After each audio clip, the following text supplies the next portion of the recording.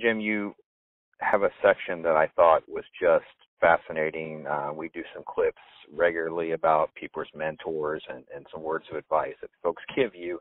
You don't get particularly positive advice from your house mentor, and it's quoted. I want to make sure I read it right because, quote, "Can you accept disloyalty and betrayal?" I thought to myself, oh my gosh, like that bar puts things so low.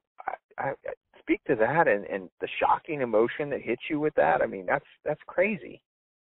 Well, absolutely. When you get to Washington, you do end up with a mentor, and my mentor, of course, brought that to my attention right away when he brought those comments up. I mean, our Congressman LaTourette, who had served in Washington for almost 2 decades, it was shocking because he called me over to his office, and that's what he asked me: "Can you accept betrayal and disloyalty?" And I was shocked, and I say that in the book because I kept wondering, what is he talking about? But he asked me it again and said, "Look, I'm asking you a question, and of course my answer is no." And he said, "Well, then you will not be happy in Washington." And it was shocking because, as I also indicate in the book, it wasn't just a couple weeks later I get a phone call from Congressman LaTourette telling me that I had been betrayed for the first time by the Speaker of the House, and I talk about that in the book as well,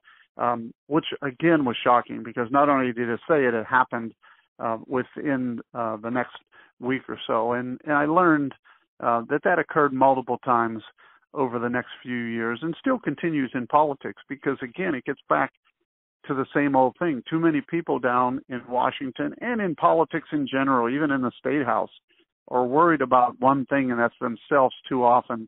And I hate to say it that way because I have a lot of close friends in Congress on both sides of the aisle, but in the end, everybody's worried about the next election, and everybody's worried about the next move for themselves, and especially if you're there a long time.